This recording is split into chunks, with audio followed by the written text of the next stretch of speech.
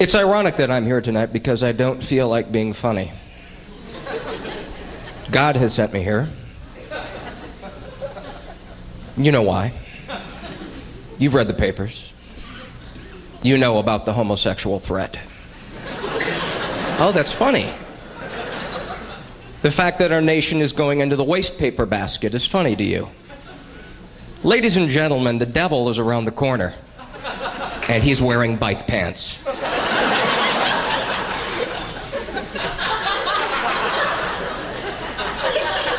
Every night I get on my knees and I say, Lord, protect my butthole.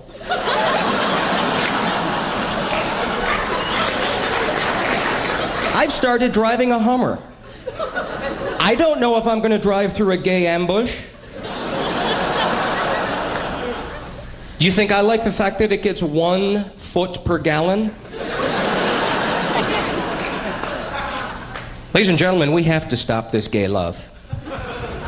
Because if it spreads, then we could have gay understanding. And then gay peace. And we cannot afford peace. We are at war! Look at what the gays are doing down in Florida. There's a gay couple, they've been adopting HIV-positive children. And I don't know if they're going to stop the gays from hogging all the AIDS babies.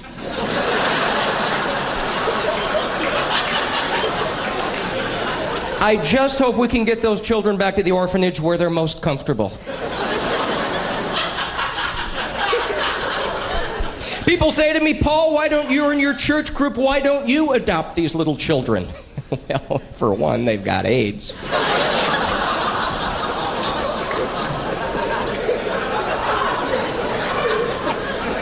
But you bring these kids to church, everyone at church gets AIDS. Then the priests get AIDS, then the kids get AIDS again.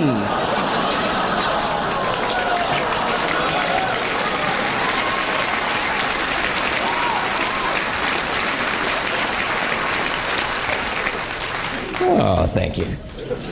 When are we going to stop trying to legislate morality in this country? When? When are we going to stop letting the right wing ruin everything?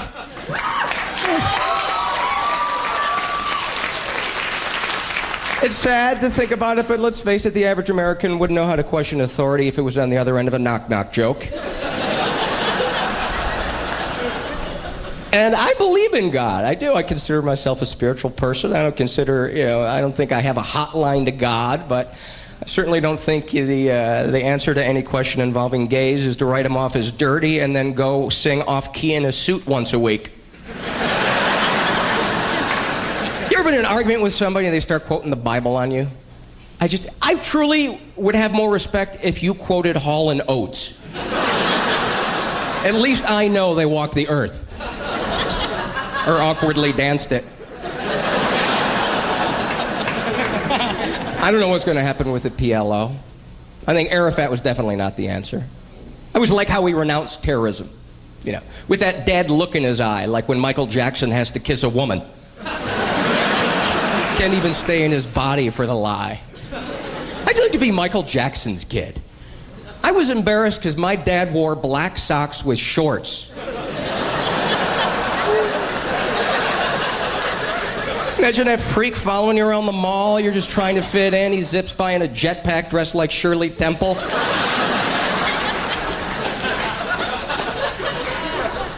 Hanging out at your first Little League game, he rolls up in Garbo's coffin. Kick a touchdown! So, I've been obsessed with the Middle East lately. I'm trying to understand why the fundamentalist Muslims hate us. And I think the problem is they just have stereotypes of us. We just have stereotypes of them. That's all we have to go on. And until we spend time around each other, that's never going to change. That's all we will have is stereotypes. The fact that we are decent people will never be realized by these desert apes.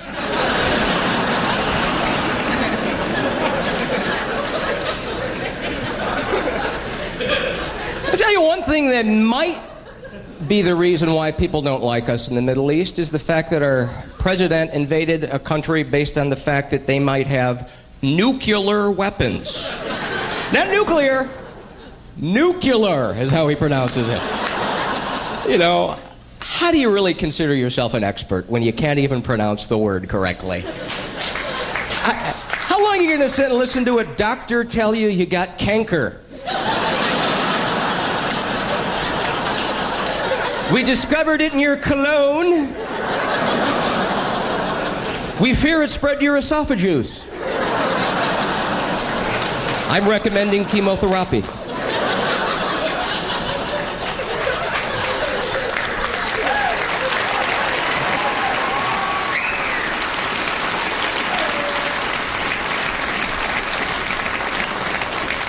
And don't give me any of this you're unpatriotic bull. I love this country. I think this is the greatest country on earth. That's why I feel so passionate about it. And I'm not Mr. Anti-War. I think sometimes you got to put your foot in a country's ass. I think Afghanistan was totally called for. I was actually proud. I thought there was a beautiful irony in the fact that we had female pilots dropping bombs on the Taliban. I love that. I thought they should have had little pamphlets afterwards that they dropped said, "This bomb was brought to you by Jennifer, who enjoys drinking, smoking, and premarital sex." Suck on that, you sexist mother. Not only am I driving, I'm bombing your ass.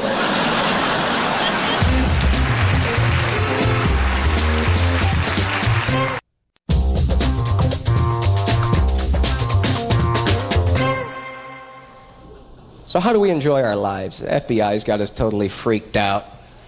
It's yellow, it's orange, it's purple. They tell us to be on the lookout for anything unusual, anything out of the ordinary. Call us. I called them. I'd never seen a black guy on figure skates. All of a sudden, I'm the big ass. Ironically, now I'm on the FBI list. I'm afraid to go to Vegas because they talk about Vegas being a prime Al-Qaeda threat. That's where they're going to strike, they say. I don't know. There's so much sensory overload to begin with in Vegas. You wouldn't even know what was going down for the first 20 minutes. You'd think it was some new hotel. Holy look at that. Oh, that's got to be expensive. Oh, those Cirque du Soleil people have let themselves go. I didn't get anywhere near a trapeze. I don't give a if gas is $4 a gallon. I just want to be honest in the way that we deal with other countries. And, you know, these people that in our country that don't think that our gas consumption has anything to do with why we have to invade other countries, I just don't understand it. It's like people that drive a gas-guzzling SUV and they put a flag on it, you know, that's like a whore wearing a rosary.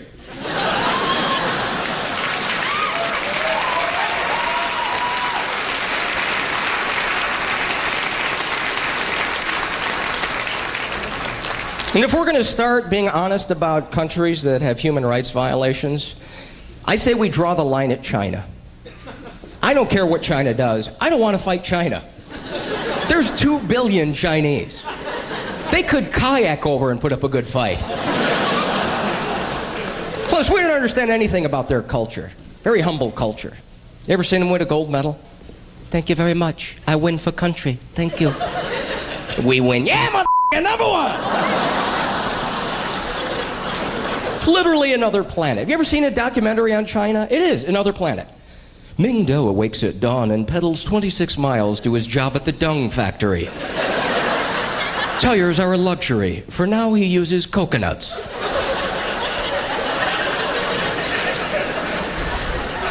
Midway through the ride, the front coconut shatters. He must wheelie the remaining 13 miles.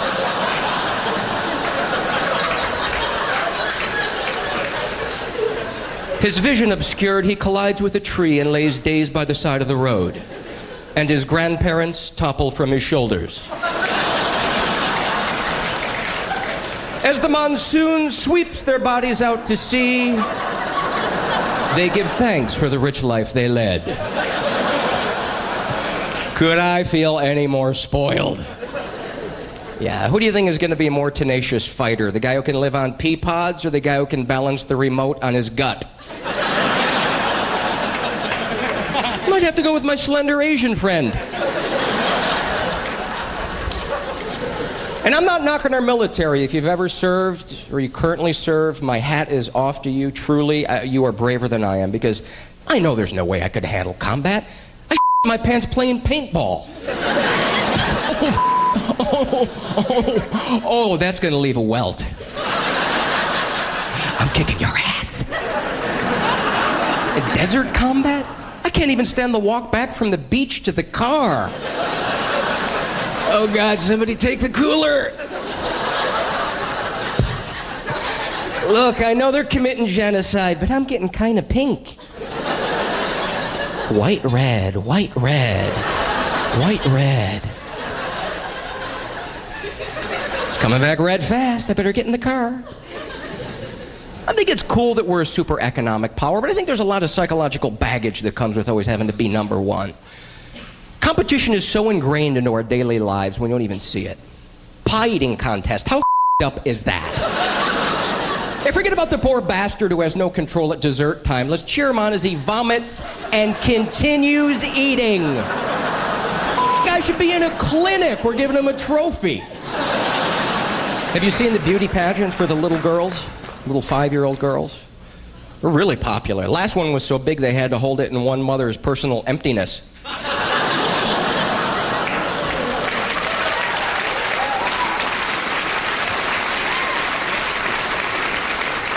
You know, because really a girl shouldn't have to wait until puberty for her bad body image. Let's get that to her right away. 5 is the age begins slinking around to Marvin Gaye. That's not creepy. I don't think she really caught the essence of sexual healing until she pooped her pants.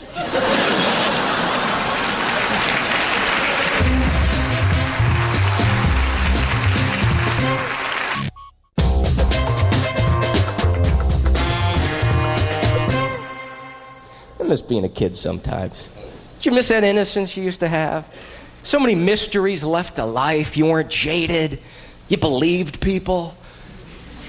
A man's gonna come down the chimney and give me gifts.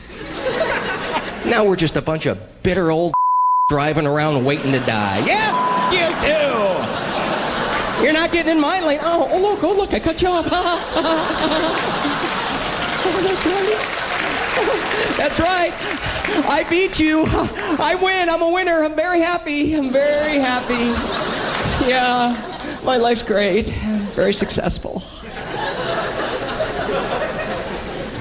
I miss footy pajamas. Remember footy pajamas? Man, you ruled the earth in your footy pajamas. That was boogie-proof armor in your foogie pajamas. Come on, boogie man, bring it on, mother. I got my footy pajamas on. You were sealed at the neck, the wrist, the ankles. Possible attack through the poop hatch. Very unlikely, not a favored boogie route. Definitely an alternate highway on the cootie map. But you had to keep it covered, you had to keep moving, which wasn't a problem because you went nuts when you put on your footy pajamas. Something about having your feet enclosed turned you into a spaz. You could be dead tired, ready to go to sleep. You put those babies on, it was time to rock and roll. Got my footy pajamas on, got my footy pajamas on. Hit that wax floor, shing! Next thing you know, your footy pajamas are coming into focus in the emergency room. I don't think I could raise kids in LA, though. I don't know.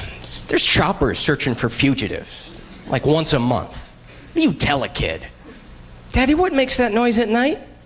Oh, Timmy, that's the sound of poorly planned escape routes and the fear of being sodomized.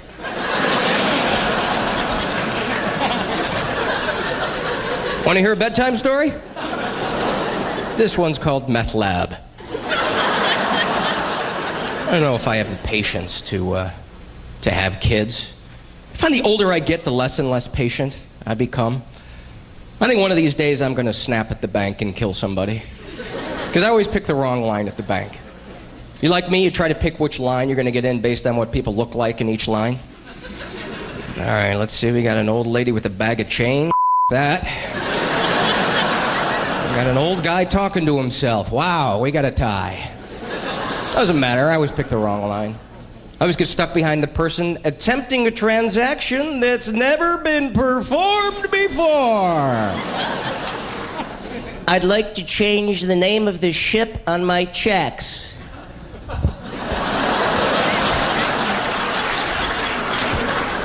People who weren't even born when you got in line are now at the head of the other line, paying off their student loans.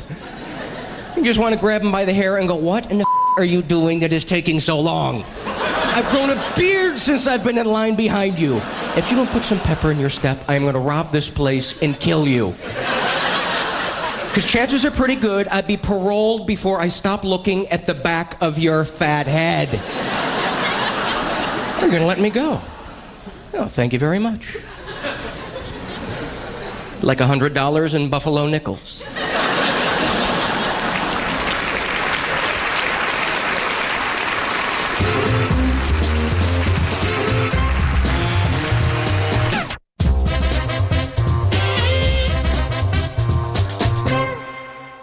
So I don't know if I have the patience to have kids. My wife and I have talked about it, but I don't know. My best friend has 4 kids under 10 years old, and I love these kids, but I gotta be honest, after an afternoon of, I could do a somersault, watch you do a handstand, I could do a somersault, watch you do a handstand, I could do a somersault, watch you do a handstand, I could do a somersault, watch you do a handstand, I could do a somersault, watch you do a handstand, Paul, I could do a somersault, watch you do a handstand, I could do a somersault, watch you do a handstand, Paul, I could do a somersault, watch you do.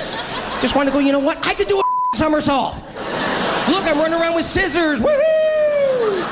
Hey, I can work the stove. You know what? I can drive my car with my knee while I roll a joint.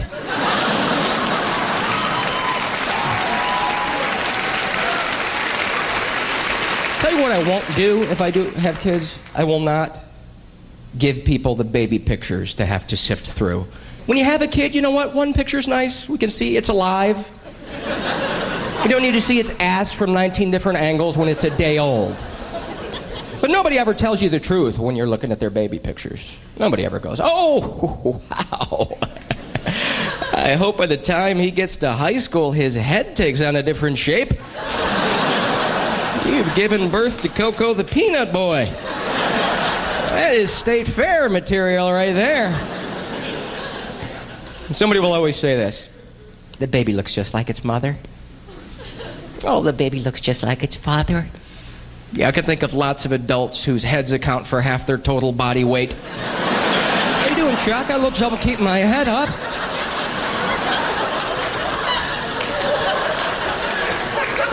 Got a tooth coming in and I took a load in my pants on the way over. Fucking little kids just got that big Ted Kennedy parade float head. Did you ever see when the head gets ahead of the feet can't catch up?